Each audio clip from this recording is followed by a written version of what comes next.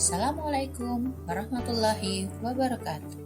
Saya, Marta Trianti, CGP Angkatan 7 dari Kabupaten Rejang Lebong, Provinsi Bengkulu. Pada video ini, saya akan menyampaikan koneksi antar materi yang merupakan kesimpulan dan refleksi selama mempelajari dan menghayati modul 1.1 tentang filosofi pemikiran Ki Hajar Dewantara. Konsep pendidikan dan pengajaran. Kita selalu mendengar tentang kata pendidikan dan pengajaran.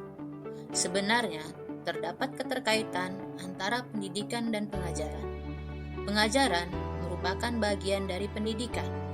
Pengajaran merupakan proses pendidikan dalam memberi ilmu yang berfaedah untuk kecakapan hidup anak secara lahir dan batin.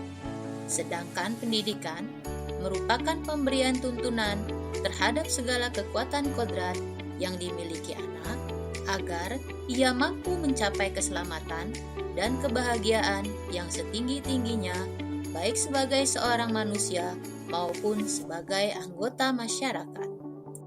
Menurut Ki Hajar Dewantara, pendidikan dan pengajaran merupakan usaha persiapan dan persediaan untuk segala kepentingan hidup manusia, baik dalam bermasyarakat maupun hidup berbudaya, dalam arti seluas-luasnya. Ki Hajar Dewantara menyatakan, untuk menciptakan manusia Indonesia yang beradab, maka pendidikan menjadi kunci utama, dan untuk mencapai pendidikan tidak boleh menghadirkan paksaan.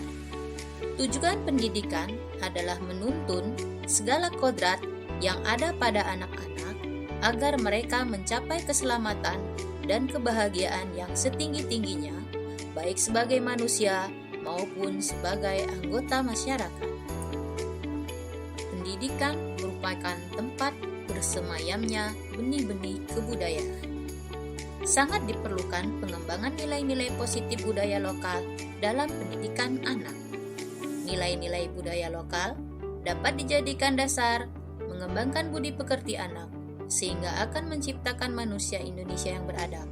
Selain itu, dengan menerapkan nilai-nilai budaya lokal dalam proses pembelajaran, akan membuat kebudayaan daerah tetap dikenal siswa, sehingga dapat tetap lestari keberadaannya.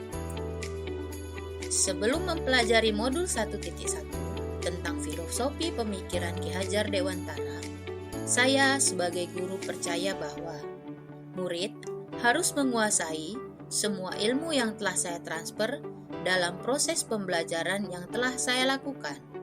Murid harus mendapat nilai KKM sesuai dengan perhitungan yang telah saya lakukan di awal tahun pelajaran.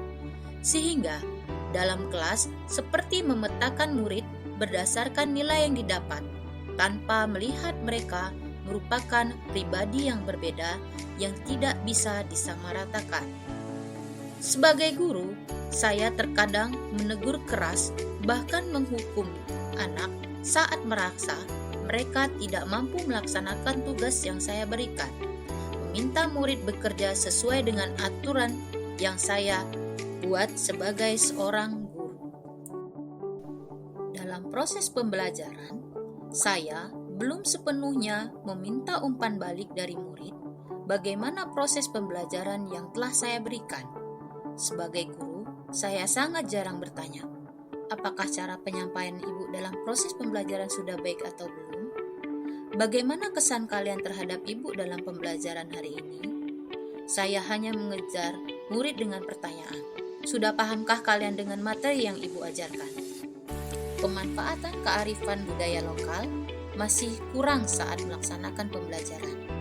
Dalam penjelasan konten pembelajaran, saya terkadang masih mendominasi dengan contoh dari daerah atau negara lain sebagai contoh nyata. Setelah mempelajari modul 1.1 tentang filosofi pemikiran Ki Hajar Dewantara, saya berupaya mengadakan perubahan dari perilaku dan pemikiran saya sebagai seorang guru. Dasar perubahan perilaku saya sebagai guru berdasarkan kepada dasar-dasar pendidikan pemikiran Ki Hajar Dewantara, yaitu menghamba pada anak, kodrat alam dan kodrat zaman, serta sistem Among. Menghamba pada anak. Di sini diartikan guru harus melayani apa yang anak butuhkan. Pelayanan yang diberikan oleh guru adalah memberikan kebebasan kepada siswa untuk mengembangkan kemampuan, bakat, dan minat yang mereka miliki. Sebagai guru, saya harus menjauhkan sifat mengekang pada murid. Murid dibiarkan merdeka saat belajar dengan cara mengembangkan pembelajaran yang berpusat pada murid. Model pembelajaran yang monoton harus diganti ke model pembelajaran yang dapat mengakomodasi perkembangan pemikiran anak dengan didasari pemikiran masing-masing anak memiliki gaya belajar masing-masing, seperti audio, visual, audiovisual, dan kinestetik. Kodrat alam dan kodrat zaman. Di sini, saya harus menyadari bahwa anak lahir dengan keunikannya masing-masing. Mereka telah memiliki karakter yang dibawa sejak dilahirkan. Di awal perkembangannya, anak juga dipengaruhi oleh kultur budaya dari mana mereka berasal. Sehingga sebagai seorang guru, saya harus memiliki usaha untuk mengetahui keberagaman yang dimiliki oleh murid tersebut. Upaya kerjasama dengan orang tua dibutuhkan untuk mengetahui karakter masing-masing murid. Mendidik anak juga harus sesuai dengan zamannya. Sebagai guru, saya harus mengikuti perkembangan zaman tersebut. Saat ini, baik guru maupun murid harus dapat menguasai teknologi dan mempergunakannya secara bijak.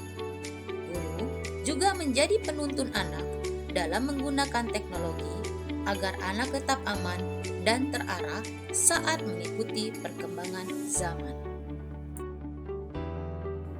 Sistem Among berkaitan dengan semboyan Ki Hajar Dewantara, yaitu Ing Ngarso Sungtolodo, Ing Matio Mangunkarso, dan Tutpuri Handayani. Ing Ngarso Sungtolodo, sebagai guru, saya harus mencontohkan perilaku yang baik bagi murid, baik dari segi perbuatan maupun perkataan. Karena saya menyadari murid akan merekam semua tindak tanduk saya saat berada di depan kelas dan umumnya di sekolah. Ing Matio Mangunkarso memberikan motivasi dan memposisikan diri sebagai guru yang dapat selalu menjadi teman dan tempat curahan hati siswa dalam usaha mereka menggapai cita-cita. Tutpuri Handayani, sebagai guru, saya harus memberikan dorongan kepada murid dengan inspirasi dan arahan. Selain itu, saya juga harus selalu mendorong murid dalam mengembangkan bakat dan minat sesuai dengan yang mereka kehendaki. Adapun penerapan yang akan saya lakukan agar kelas saya mencerminkan pemikiran Ki Hajar Dewantara. Pertama, memperlihatkan teladan yang baik kepada murid dalam berperilaku dan bertutur kata. Kedua, mengeksplorasi dan menerapkan model pembelajaran menyenangkan dan pusat kepada murid serta dapat mewujudkan pendidikan abad 21. Ketiga, mengintegrasikan nilai-nilai baik budaya lokal dalam proses pembelajaran. Keempat, menuntun murid ke arah pembiasaan baik secara kontinu untuk memperkuat karakternya. Kelima, secara terjadwal, meminta murid untuk memberi refleksi terhadap proses pembelajaran yang telah saya laksanakan. Keenam, memberi kebebasan kepada murid yang saat ini memiliki karakteristik murid abad 21 atau yang biasa disebut generasi Z untuk menyelesaikan tugasnya sesuai dengan kemampuan dan kreativitasnya. Demikianlah penyampaian dari saya terkait koneksi antar materi modul 1.1 tentang kesimpulan dan refleksi filosofi pemikiran Ki Hajar Dewantara. Semoga dapat membawa manfaat untuk mewujudkan profil pelajar Pancasila, dan terima kasih.